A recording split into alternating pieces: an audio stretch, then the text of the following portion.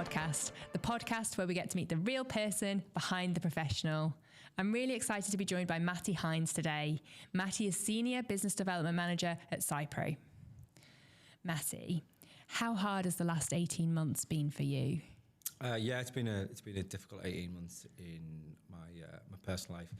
I'm sure we'll probably obviously get on to the reasons why, but certainly it's been the most challenging period of my life.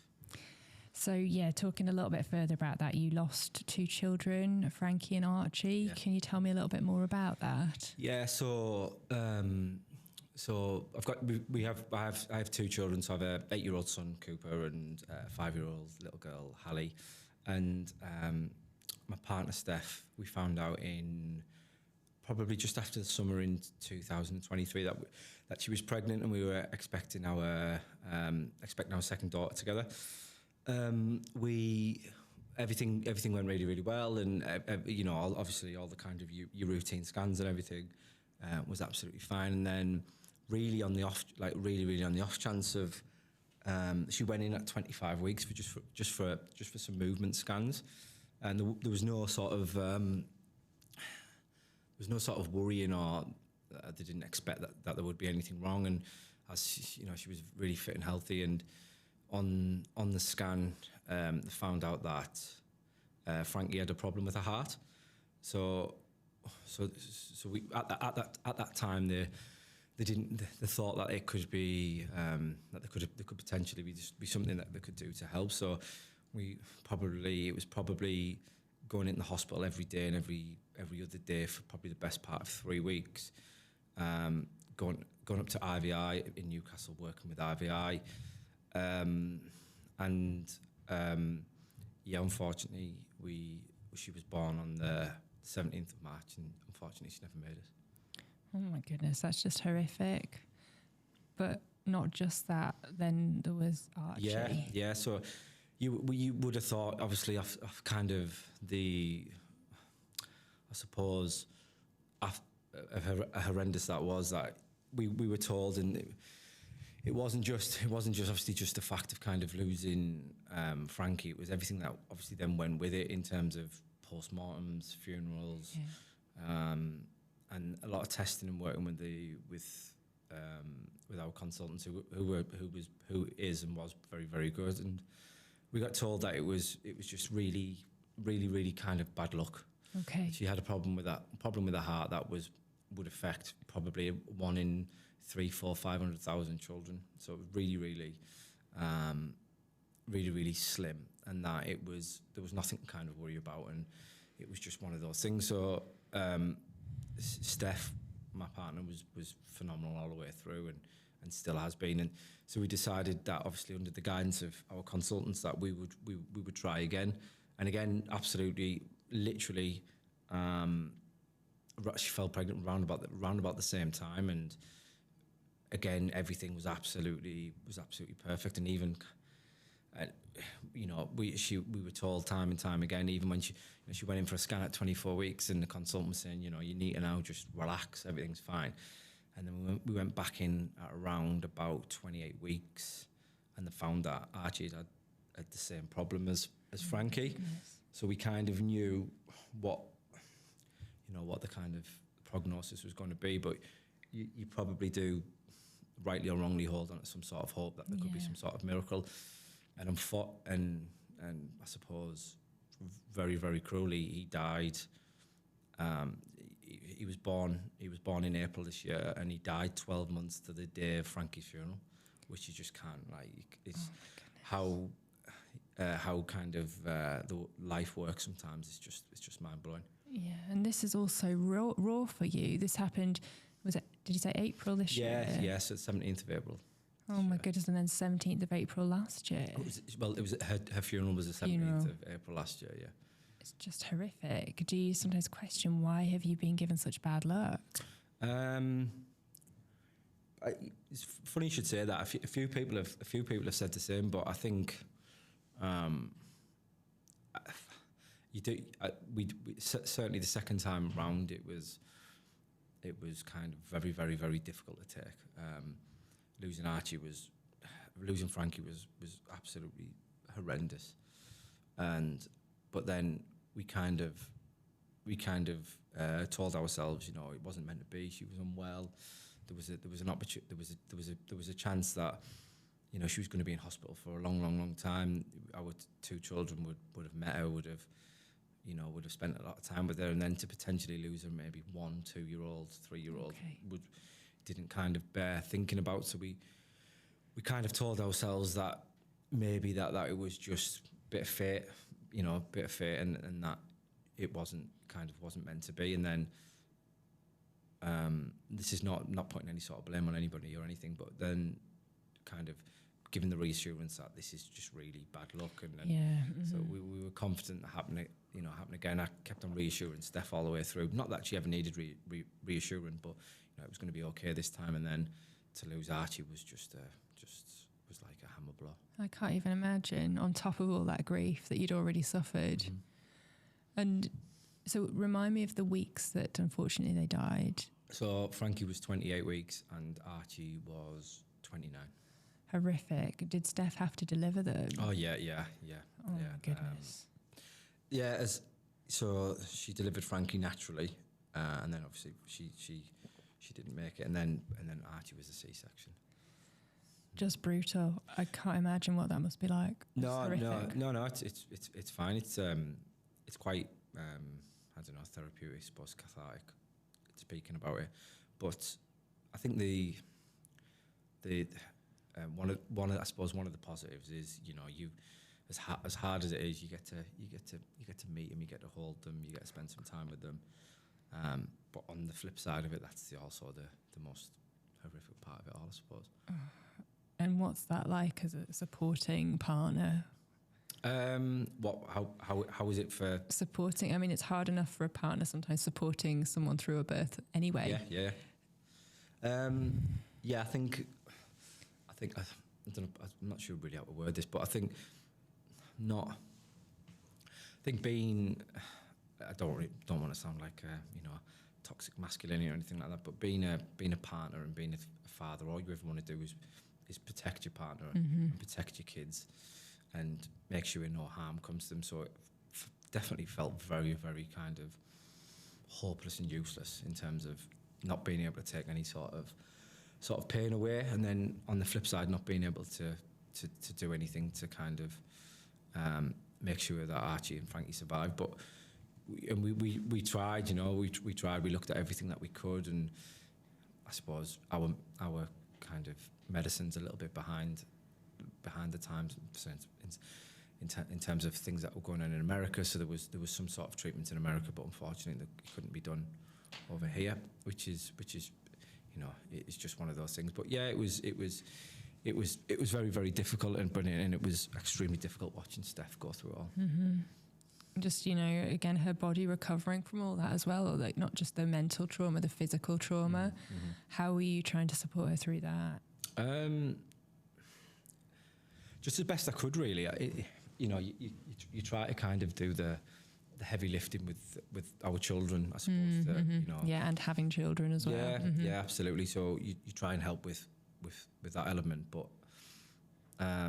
you just got to try and be there, haven't you, and try and support. And she still hasn't really physically recovered. No. She loves to run, and she ran their Middlesbrough 10K a couple of weeks ago actually, and she can't run for more than a mile without getting agonising pain in her. Oh my goodness. Yeah, in a like an abdomen, which we've been told that it's kind of a body resetting itself, but it's like a severe stitch, and she, you know, it just feels like another kind of bit of a hammer blow. The thing that kind of clears her head. Yeah, absolutely. It's painful for her to do, but she's incredibly, as you could probably imagine, she's incredibly strong and tough, and she's certainly blown me away. Oh, she's incredible.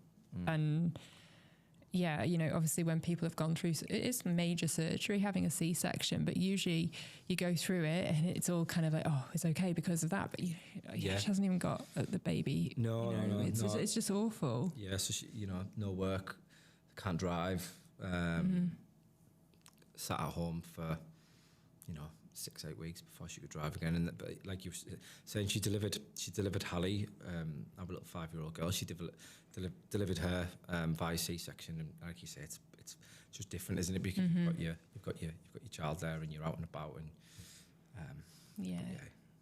Oh, bless you both. It's horrendous. And I'm so grateful that you can speak about it, because, you know, often people can't talk about these things for a very long time. Do you suffer from flashbacks? Personal isn't just about business. It's about the human stories behind them. We address all aspects of health, from cancer, gastric bands and meningitis to mental health and the menopause. Nothing is off limits on this show. But as these stories often highlight, you can't take your health for granted. I know I don't, and that's why I trust WPA to protect my health. WPA isn't like any other health insurer. It's not for profit and offers award-winning, tailored health insurance solutions to individuals, families, and businesses of all sizes. Among UK health insurers, it consistently tops consumer surveys and Trustpilot ratings, while its members can manage their membership from pre-authorising claims to accessing remote GP services, all on the WPA Health app. Crucially, they help ensure the access to the very best treatment at a time and place that is convenient to you. I speak with Martin Nichols, one of the 90+ dedicated WPA healthcare partners across Britain, who provides advice and ongoing support during your journey with WPA. Contact Martin anytime on 07870 513 653 to discuss your requirements. Martin Nichols, appointed representative of WPA Healthcare Practice plc, authorised and regulated by the Financial Conduct Authority. The healthcare practice is a wholly owned subsidiary of Western Provident Association Limited, WPA. I think a little bit. I think probably. I know Steph does. I think probably, maybe rightly or wrongly, I've kind of blocked probably the last 18 months out in terms of what's kind of gone on, just for the fact of trying to get, like, just making sure the children are okay day to day, because my Cooper, our son, took losing Frankie really badly. Oh, bless him.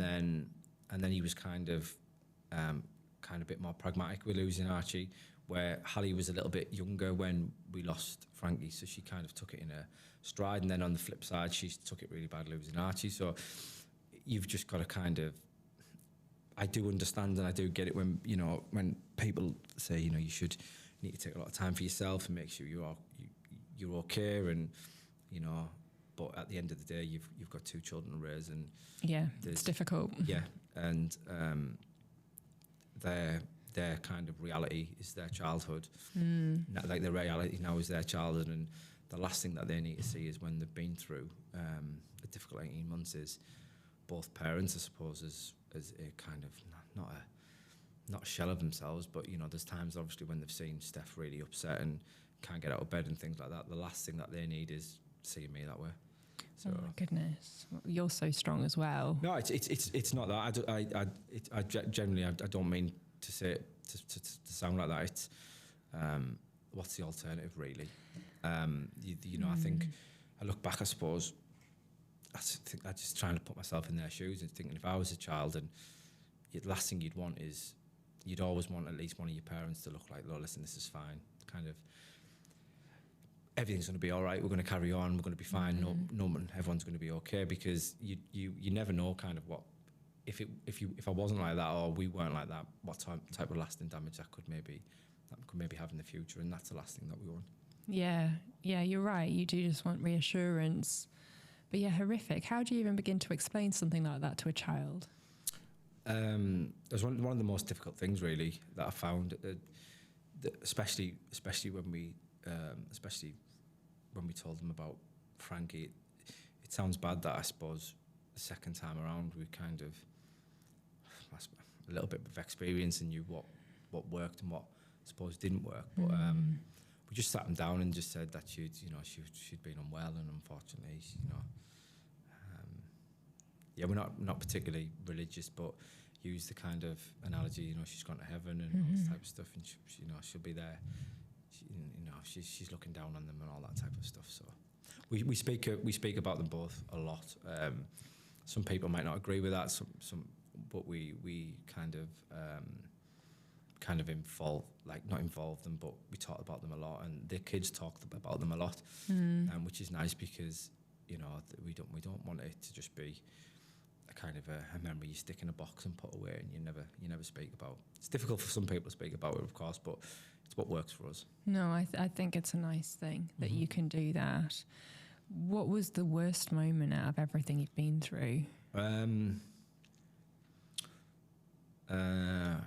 think probably handing Archie and Frankie back to the midwife to say goodbye, and knowing that you're never going to see them again. I think that gets me. You know, no, don't be sorry. It's just I can't imagine. I keep saying I can't imagine. It just the whole thing is just horrific. No, isn't it? I'm sorry. No, don't be sorry. You're just sharing the story. I think when you kind of tell people, or when people have been through this kind of situation, I think if you've never been through it before, you expect that, you know, the baby will look unwell or really premature. And both Archie and Frankie, you know, I think Archie was just short of 5 pounds, so he wasn't like, you know, I've got cousins who've had children who've, you know, been a couple of pounds born before both Frankie and Archie, and, you know, the 12, 13-year-old now, happy, healthy kids, and they both just looked like Hallie, just a spitting double of Hallie, and they both just looked healthy, both looked like there was nothing wrong with them, and they obviously just both looked asleep. So that was kind of difficult. That was the difficult thing to take. That you can kind of, you know, I suppose if we thought they looked unwell, you could kind of take that. But yeah, that was incredibly. They just looked perfect. Yeah, just perfect. It just felt no different to holding Cooper and Hallie, you know, all those years ago, and that was the one that kind of, if I'm honest, kind of got me a little bit. So when neither of us, me or Steph, we don't know, like we didn't know how much time, you know, what was the right amount of time to have, what was the wrong amount of time to have. We just didn't know, and it was just, it was very, very difficult, that bit. Horrendous. How much time did you have with them? A couple of hours with them both. But it was probably probably 2 hours, probably about 2 hours each. And then it was one of those where I just I don't know. We just, it was very, very difficult to kind of find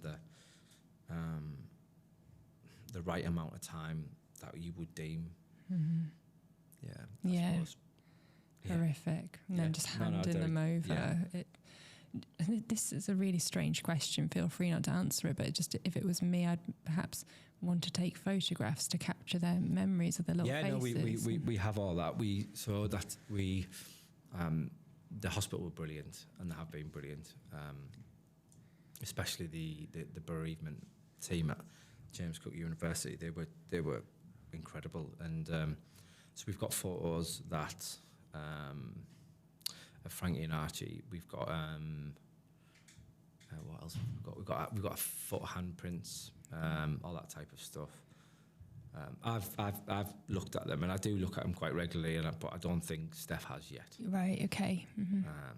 She might have done, but not that I know of, and it's not something that I would want to push either. Yeah. No, I can understand reasons for and not. You know? Yeah. Absolutely. Absolutely. And then obviously you had both funerals to get through. I mean, that must have just been horrific as well.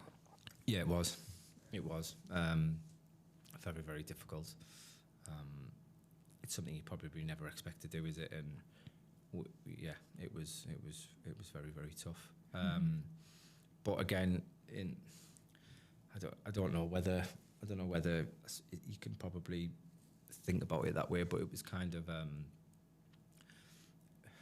not a little bit. It felt like a little bit of closure and a little bit of acceptance that you know, they both were now gone, and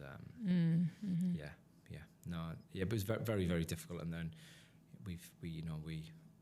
our favourite place where we always go with the kids on the weekend, and near us and we walk our dogs up in the hills. We've scattered their ashes up there, so every time we're up there, it's nice as a bit of an extra. You feel they're there. Yeah, absolutely. Have you had any spiritual moments or moments where you felt their presence since they've moved on? I haven't. No. No. I haven't. I tell you what was really, really. Probably I've never really spoken about this apart from with me and Steph. So when it was, Steph was in labour with Frankie for like nearly 3 days. Oh my God! She didn't need that. No, I know. Oh. And the whole point of them saying don't have a C-section is, if you're going to have healthier children, it's just about. And it was obviously the room was pitch black, and literally the minute that Frankie arrived, the sun just came through there. It was really peculiar. We talk about it a bit. It was pitch black, and then the sun just came through, and it literally adds a second as she was born, and that was. You sometimes think, maybe there is something, but I'm not religious, not particularly spiritual, but and then I suppose for then Archie to die kind of literally 12 months the day of her funeral. It's event of all the days. Yeah. Mm-hmm. The other 350 odd that I suppose he could have passed away on. It's sometimes you think, maybe things are meant to be. Yeah. It's still incredibly hard to stomach, I can imagine. And do you kind of have any bitterness about the situation, or bitterness that the NHS couldn't have informed you a little bit more? No, I think no, I don't actually. I suppose probably people who would know me and grown up with me and probably would have known me years ago would have probably thought I would have been maybe a bit bitter and angry, but it's not a kind of anger's not an emotion we kind of. Certainly, I've ever really felt through it all. We had a team of phenomenal people who will work night and day to try and do their best to support us and to save both Frankie and Archie, and it just wasn't meant to be. And it wasn't down to negligence. It wasn't down to things maybe could have been picked up on the post-mortem, but on Frankie's post-mortem to move forward. But I don't think it was. People make mistakes in every walk of life, so there's certainly a group of people who are under an awful lot of pressure anyway, aren't there, in terms of their roles, and now they were brilliant. I've got no bitterness or negativity towards them. You automatically go to that place of, there would have been one now. They would have. Oh yeah. But they never were. They were never going to be. I kind of. What's the word? It's difficult to try and really articulate that. What I mean is, maybe she'd have been walking now, or maybe this, or maybe that, or maybe she said the first word. But then I always say, but they never ever had that chance. So, I always think we're kind of a little bit with grief is, you kind of turn yourself inside out of thinking about what it could have been. Totally. When it never was. Yeah. I don't know if you know what I mean by that. I do know what you mean, because I did it with my marriage, and that I grieved the future I projected that I would have, you know, exactly. And I grieved the loss of that more than almost what I was losing in that moment, if that makes sense. No, yeah, absolutely. I think you grieve the people you think they were, or they were going to be, and they were never going to be those people. Unfortunately, that's all we ever had of them. So yeah. Obviously, as well, just add losing a marriage is much less serious. I don't want to be saying it's totally the same. Do you know what? It's pre this, it was the most difficult period of my life, and I've had a few awful ones as well, bless growing you. up and stuff like that. But it's horrific, especially when there's children involved. Oh, I know, it is horrific. It's horrific, and yeah, I had quite early miscarriages, but and I certainly didn't have to deliver them, but you see a very small fetus, and that was horrific for me, and I just can't imagine another 12 weeks on how because you see more of them, and like you say, they're a perfect little baby. Yeah. No, it's been shocking to be honest, in terms of, but these, unfortunately, we're not the first, and we won't be the last, and there's a lot of people who do go through this, and there's a lot of people who go through a lot of things worse. So we are very, very lucky in what we've got. Just need to remember that. Yeah. Does it make you more grateful for the children you have? Definitely, I think so. Yeah. Well, not that I ever. Not that you weren't. No, yeah. not that I ever. I was always very, very close to my children. I always have been. probably a little bit too much in terms of where, and then maybe neglect other parts of my life in terms of probably social life and stuff like that. Probably far more boring than I should be. But oh no, I think it's lovely. No, but you know, I think what it's done is it's definitely slowed me down. Okay. I'm certainly one of those people where that's wrong to say nothing was ever good enough, but it was always the next thing. Everything was always the next thing, and it's certainly slowed me down. I think you get that mentality from a career in kind of sport as well, because you're always on to the next race, the next challenge, the next PB, which we'll talk about a bit later. Did you have a lot of support from your friends and family? Yeah, great on the whole. I think I don't know if anyone's ever been through this. I think when you go through any sort of kind of difficulty in your life, I think you get people who surprise you, both sides of ways.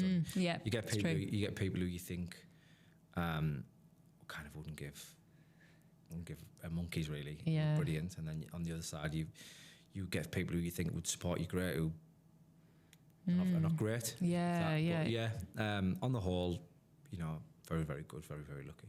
And even when you've got really supportive people in your life, you sometimes have to manage their reactions as well, and sometimes downplay how you're feeling so that they're not feeling so bad, and it's all a really horrible dynamic. It got a bit of that, because obviously, as you can probably imagine, nobody really wanted to kind of contact Steph, so they're all just bombarding me, and there's, you know, I probably did well not to bite a few times, but it all comes from a good place, doesn't it? Yeah, it's seeing the intention, I think, behind the action sometimes. How has going through this experience changed both you and Steph? As a couple or individually, would you say? Both, really. I think individually, like I just mentioned there, I think it certainly slowed me down. I was never really focusing on what I was doing today. It was always what I was going to do tomorrow, and you know, a lot of it's been through kind of. I've always been like that really through sport, and then certainly in the working world, I'm a little bit like that as well. And it's allowed me to just appreciate and sit and enjoy the moment a little bit more, and things I probably wouldn't have. I don't know. I probably didn't even realise I was doing it. I think, you know, it's brought us. I think it's brought us a lot closer as a couple.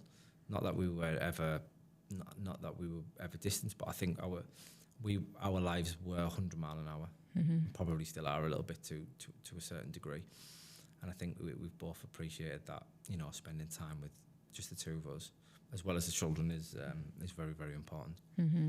Yeah, and does Steph talk about how it's changed her? And you know, I guess you guys are still in it. It's still such early days for you. Yeah, she does. She, I think she's similar to me. I think it's kind of allowed her to be. She's very kind of something that would probably annoy me. She's very much water off a duck's back now, where whether it's people's opinions or whatever, she's very much like, oh, forget it, doesn't matter. And she's I think she's not that she ever wasn't like that, but she's definitely more kind of unaffected by the little things, I suppose. After you've been through such an ordeal. And I can see you've got a tattoo on your wrist. Is that? Yeah, that's for Frankie. Yeah. Is that the date that? Yeah, that she passed away. Okay. Oh, are you going to get one for Archie as well? I am. Yeah, I just haven't been able to kind of get round to doing that yet. Oh, bless you. Yeah. Will you try again? Don't know, to be honest. We've now that we've gone through another round of postmortems and testing, they found that there's actually a very kind of unique genetic strain between me and Steph. So there's probably a 25% chance it could happen again, which is, some people would say that's ridiculously high, and then other people would say, well, that's 75% chance of it being okay. You know, I'd love to be sat here in a couple of years' time with a healthy baby and that, but I mean this in the nicest possible way. It can't be my decision. It has to be Steph's decision. It's what what kind of what I've ever been, what I've been through with this. It's only mental pain, isn't it? It's only I've kind of been stood on the sidelines with it all. It's been extremely difficult, but there's no sort of, it's complete, you know what it's like, it's completely different from other. It's completely different. It is a million, if I have one more person say to me, it's just as bad for you, I think I'd scream. Really? People have said that? Yeah. Well, it's just as bad for you as well. No, well, it isn't. And it's been a million times worse for Steph, and whatever Steph wants to do, I'll back her either way. Oh, I love that mentality. Well, I wish you every luck in the future, whatever you decide to do. Whatever happens, we're already very lucky. So, yeah. Do you feel, I know you're more grateful, but do you feel even more lucky that Hallie was born so perfectly? It's your first child. Oh, she's not perfect. But yeah, no, definitely. Yeah. No, absolutely. Yeah. Definitely. It's, it's one thing kind of we both are very, very grateful for. She's a lunatic, but she's our lunatic. Oh, I love that. Have you had her checked that she's all okay? She can't until she's 18, so she's absolutely fine. Because of the genetic strain, she wouldn't. It would have shown up, yeah. And she's absolutely fine. It's just the potential she could carry that gene, but they can't test it until she's 18 anyway. But they're pretty confident that it should be fine. Yeah. She can carry that gene, that's absolutely fine. It's the odds. She had to find somebody. She'd have to find a partner who has it, and it's about 16,000 to 1. Oh my goodness. So yeah, it's very rare. Stories are at the heart of the Personal podcast, and we're so grateful for everyone who comes on and shares them. Stories are also at the heart of a strong PR campaign. And at Harvey and Hugo, we believe that everyone's story deserves a chance to be heard. That's why we're on a mission to give you a voice amplified through the power of story. Our stories are shared in the form of press releases, social media, content marketing, videography, photography, animation, graphic design, and podcasting. Our stories aren't just heard, they're shared, watched, clicked, but most importantly, they are felt. It's this stirring of emotions that cuts through the noise to light fires within people and activate them towards your purpose. So one question for you. Are you ready to share your story? Harvey and Hugo, your voice amplified. Yeah, thank you so much for talking about something so raw. No, it's fine. We'll change to a much more pleasant topic now about your running career. Right. So, long distance running isn't many people's favourite activity to do, but you were a marathon runner and you were amazing at it. Can you tell me more about it? Yeah, I wouldn't go as far as to say amazing, but I had you were Great Britain? Yeah, no, so I had a good few years as a professional long distance runner for Team G, for Great Britain and England.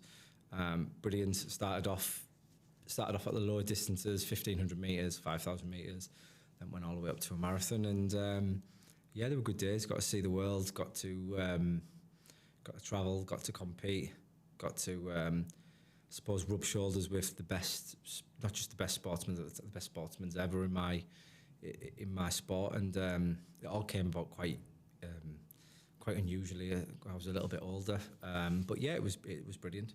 Okay, well, I want to know more about that. But firstly, why did running long distance appeal to you?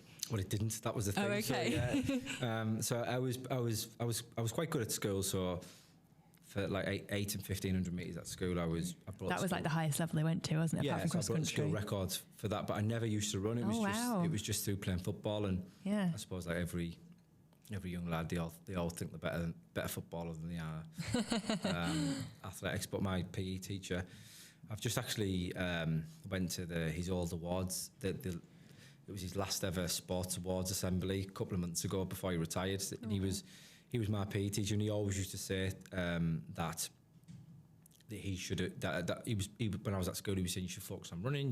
You're a good runner and all that type of stuff. But at the time, I was captain of the football team, the county football team, the district football team. So I thought I was probably a better footballer than I was runner. Then, long story short, I carried on playing football until I was about 21. Just before I went on holiday with my ex-wife, I was going out the door and she said, "Don't get injured." I said, "Well, I never get injured." Famous last words. Dislocated my knee, and I was on crutches in 40-degree heat in August in Egypt. Ouch. And I was thinking, never again. And then I read a book, and it kind of inspired me to run a marathon for charity. I ran a marathon for charity, and I came first out of the charity runners for the London Marathon. I was training about 3 times a week. Oh my goodness! Which got me then talking to a mutual friend, put me in touch with a bloke who was then my coach, and he said, "I think there might be something in this for you." So absolutely, wow! So you won that first ever race without. So no, I came first out the charity runners at the London. Yeah, the charity runners. London Marathon, but that's still a big deal.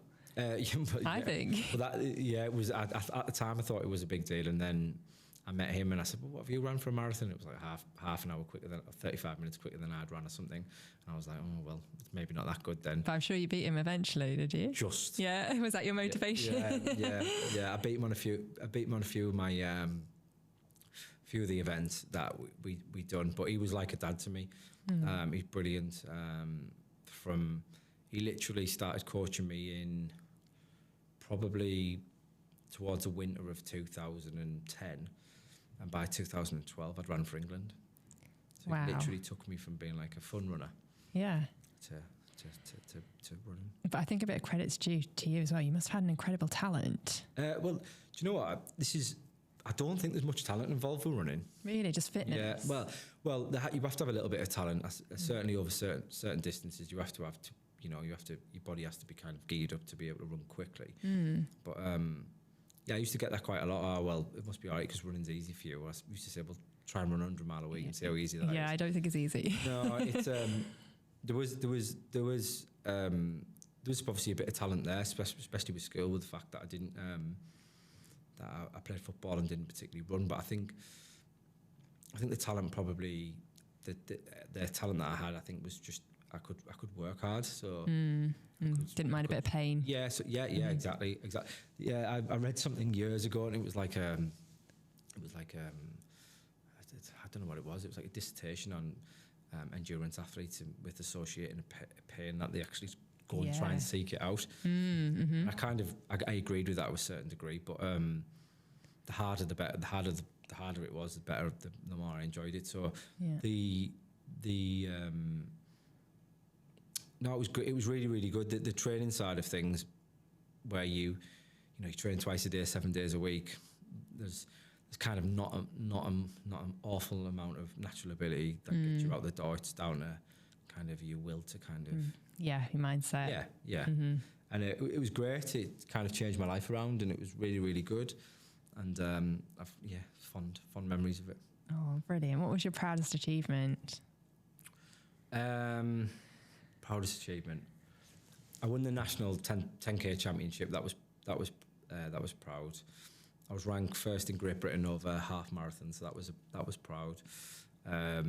Came second at the European Cup. That was really, really, when running for Great Britain, really good. Ran at the World Championships.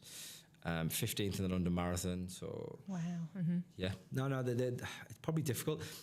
Actually, if I go back and think, this is really strange to say. Probably one of my best days in athletics was when I won the Middlesbrough 10K first time. I'd literally just I'd obviously lived in Middlesbrough all my life. Used to literally just run the route probably 10 times a week as part of my training run. And the first time I won it just felt amazing. Yeah. Middlesbrough lad. Yeah, no, I can imagine that. I mean, when I think back to swimming, it was sometimes some of the smallest races that just gave you that good feeling. I remember winning the county championships as a 10-year-old in my age group, and that feeling, because I think it was the first time I'd won anything that was like more meaningful than a club gala. Yeah, and I was just like, wow, this is amazing. It is. It's really, really good. I think the big thing is, you don't get to do it again, do you? But I wish I'd probably enjoyed it a little bit more. Yeah. It was, I remember he used to fly back from running for Great Britain or England or wherever it was, and I was like depressed. When I look back, I was like so low, because you train for months and months and months for this big event. You go to it, and it's always an anticlimax. It's never as you picture it in your head when you're going out training during winter and Christmas. You do. And you get there and you do it, and then you're like, what's next? And then you got to get up and go again. It's I just wish I'd have probably sat in the moment a little bit more and enjoyed it. You know, I remember being national 10K champion. I came home on the night and I went out for a run on the night. It's like not even allowing myself to kind of just chill out, feet up, have a beer. Why do you think that was? I don't know. Probably because I was never satisfied. Yeah. So even if you won, were you like, well, I could have done a faster time? Yeah. I was always. I think I probably, my best races, I always probably enjoyed it. I probably only ever enjoyed it for a day. And then it was like back to work. I suppose you still have the memories and you can look back fondly. Do you look back fondly on it? I do, yeah. Yeah. I do look back fondly on it. I think there's a lot of kind of probably. I kind of wrestle with this in terms of, I probably didn't reach my potential. That was going to be a question, yeah. Yeah, probably didn't reach my potential, but then also I've achieved more than I ever thought I would. So yeah, it's a strange kind of oxymoron, isn't it? Yeah. What do you feel stopped you reaching your potential? A lot of things. I think my marriage breaking down was probably the main one. So just as I was kind of getting good, me and my ex-wife split up, and we had a 5-month-old son at the time, and again, not saying this, but because everybody would, he got kind of the opportunity to be a good runner or a good dad. It's not really, it's not really a, what's the word? It's not even really a choice, is it? No, sport can be quite selfish, can't it, at a high level? Yeah, absolutely. We talked about this. I talked about this with Steph quite a bit, because Steph works within sport, and she always kind of says, you're not too old. You should. And I always say, well, you wouldn't want me to want me to do it. I wouldn't be the husband or the father that you'd want. Definitely. So it's all right. It's all right when you kind of look at the races, but I was, I'm sure my ex-wife would tell you, but I'll have been so selfish, and the worst thing is you don't even know you're doing it. Yeah, I can imagine that. I mean, you read stories as well where, and this might be the case for you, where you sleep in a separate room so you're not disturbed, because sleep is critical to performance.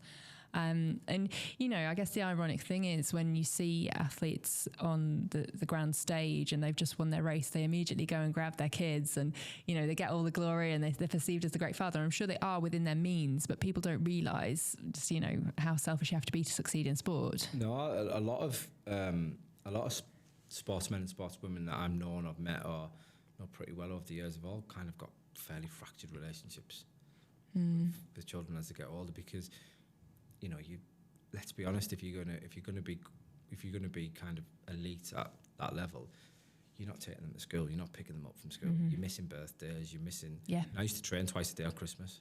Yeah, that's what I used even to on do. Christmas. So you might imagine now Christmas Day when my kids are at the top of the stairs and I'm like, give it another half an hour, I'm just going for a run. Yeah, and with your view, I wouldn't have done it. That's probably why I'm still not running, but that's what you've got to do.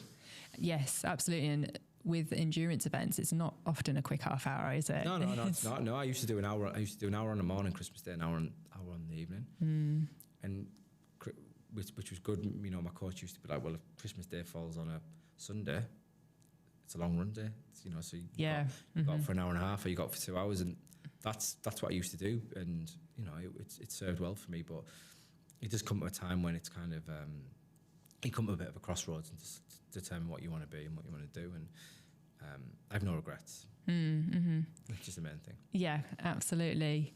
And going back to the Christmas Day thing, it's such a mental thing as well. Well, I trained on Christmas Day, therefore, if you didn't train on Christmas Day, it was always in the back of your mind all the other athletes that did train on Christmas Day. But in swimming, I mean, there wasn't any pools open usually, but there was other activity you could do to keep fit. Absolutely. I think you look back and you think, saying, and I also, when I also talk with Steph, and I'm not the same person I was now. then 10 years ago I'd have been like, no, you have to go and train. Right now I'm like, one day is not going to ruin your summer or ruin your race, is it? But yeah. You become obsessive because everything matters. Yeah, I was terrible for that. I probably had the same thing Monday to Friday for about 3 years in a row to eat lunch, breakfast, lunch, tea, just bang, bang, bang. Because you're looking for those marginal gains, however you can get them. Yeah, absolutely. Yeah, definitely. And you do, like, everything else goes kind of, nothing else is important, is it? It's all very focused on the next thing, and then you get the next thing, and then it's the next thing, and then before you know it, you've neglected certain parts of your life. But no regrets, as you say. No regrets. Yeah. And is it a lonely sport? Very. Yeah. Yeah, very lonely. I think I did train with quite a decent little group, but the vast majority, probably 90% of my runs, I was on my own. So it is a very lonely sport. I never used to listen to music as well. Really, yeah. Yeah, so it is, you get in your own head a lot. Yeah. A lot of visualization of races and how things would go, and which was good. It's very, very lonely. You usually travel alone. Yeah. To races, you're racing in Paris or Czech Republic or wherever you were, you would be travelling on your own, and you'd be coming back on your own. You spend a lot of time in your hotel rooms. I think that's another kind of myth of sports. You can say, I'm running in Barcelona, I'm running in Madrid, or I'm running in Berlin. You fly in, you're in a hotel room, you come down for your breakfast, you come back, you come back the next day, you go and race, you come back to your hotel room. It's not, you don't go and see the cities, you don't jump on a scooter or a bike and explore, because you can't, because totally. You need to save your legs. You need to rest. Yeah, no, I get it. There's not much, that's where the kind of the enjoyment side of things, I think, if I did do it differently, if I had done it differently, after a race, I'd have probably went out for a few beers, let my hair down, but... Yeah, again, that's seen as a bad thing. It could affect. Yeah, exactly. Yeah, and were you quite anxious? Did you get nervous before a race? No. You just had a lot of confidence. Yeah, I think might have been confidence. I think it was maybe due to the fact of kind of not disbelief, but being happy to be there. Yeah. Just thinking that I was very, very confident in my own ability, and I think I probably overachieved through my. I think I did better than my talent probably in races than my talent would have allowed. I beat a lot of people who were better than me. Yeah. Olympic champions, world champions, beat people who Commonwealth champions, which really I shouldn't have beat. But I think I had a good bit of self-belief. I see a lot of that in my young daughter, to be honest. Oh, that's lovely. Do you think she'll be a runner? She wants to be. Yeah. I don't know. I have absolutely no idea where it's come from. It's very different to my little boy. He's got kind of all the natural ability in the world. He's a really good little footballer. Yeah. Loves his football, absolutely obsessed. Oh, I see lots of photos of him doing well on Instagram. Yeah, he's doing really, really well. And then my little girl is probably a bit like me when I was younger. Probably not naturally brilliant at anything, but tries really, really hard, works really, really hard, really stubborn, really, really focused. And she'll be really good if she wants to be. Yeah, if she wants to be. Yeah. She wants to be, but that's if she can be bothered. I know. If I tell her to do it, she'll say no. So you've got to let her guide her.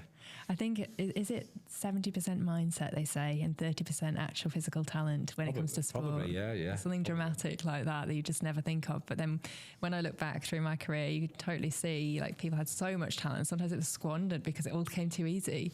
Yeah. Whereas I always had to work hard at it. Well, that's what I worry about my little lad. I always say, "You lucky so and so." He's like throw a ball in the sky as hard as you can, and just catch it on his foot, and he's like 8-year-old, and you think that's just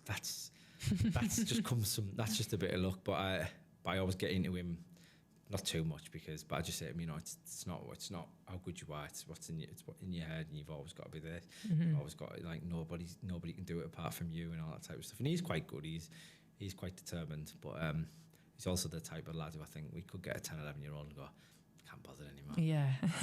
He's one of those. Yeah. Very laid back. Yeah, which is a good thing as well. Yeah, definitely. Do you miss the running? Yeah, I do miss the running.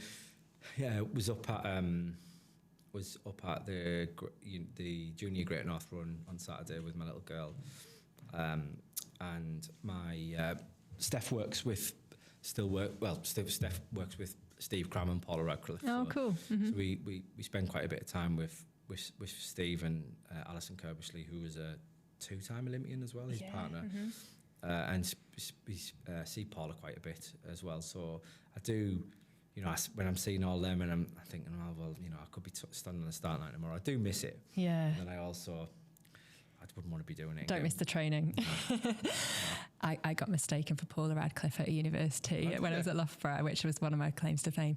And I don't look like her, so it must be my amazing running. That's what I put it down to, which obviously isn't amazing. Tell her she'll be happy with that. Okay, so how hard did you find when you transitioned from being a professional athlete into a career? Obviously, that was a career as well, but into the workforce. Very, very difficult. Yeah, it's really difficult. Yeah, really difficult. Kind of, I can't imagine what it must be like for kind of people who are far, far better within sport but everybody, probably for 10 years, the only conversation I had with people is it would always start as, how's your running going? And it sounds daft, but like literally bumping into anyone, that would be the first thing they'd say to you. Mm-hmm. And I really struggled with the transition of, it's a bit of like, it's weird. It was like, I say, when I talk about it, I admit what I was 10 years ago, or who I was 10 years ago to now. It's completely two different people. Not the same person. Yeah. Or just, and I kind of struggle with that loss of identity. Struggle to kind of find my fit within the. I totally understand. Yeah. Mm-hmm. But, got there eventually.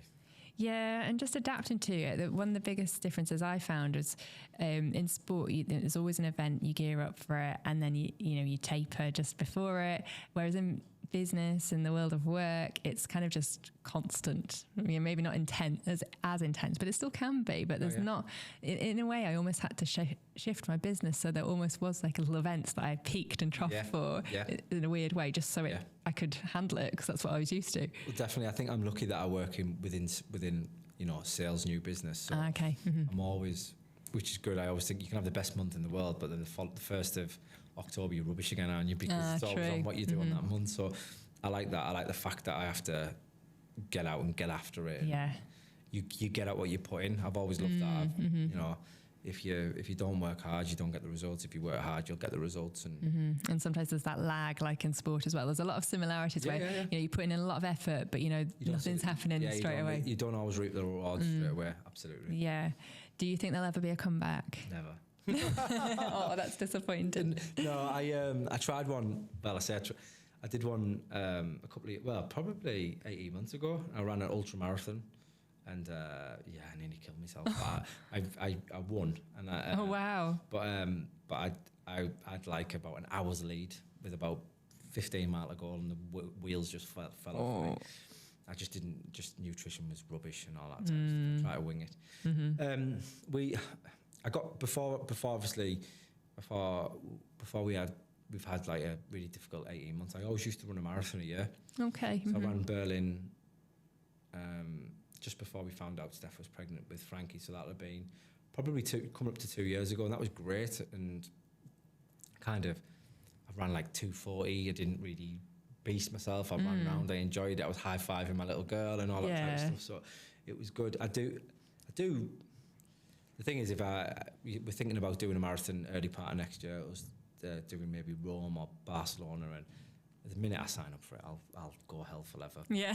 My body can't handle it anymore. Oh, I know. So you can't just like take it easy, totally. No, I couldn't. You have to give it your full effort. Yeah, well, there's no point, is there? Well, no, I do understand that as well. And probably can't I don't think I can do things in half measure. Probably only the housework. That's And just to show how fast you were, obviously time of recording, it's just been the Great North Run. What was your half marathon time? 1:03. 1:03, that's incredible. And what was your marathon time? 2:16. Yeah, that's incredible. I think that just puts into perspective like how good you were and probably still are. A long way off those times. Really, what time do you reckon you do now? For a half? Yeah. I reckon if I got 6 weeks of training, I reckon I'd run about 110 and maybe 112. Okay, still fairly decent. Yeah.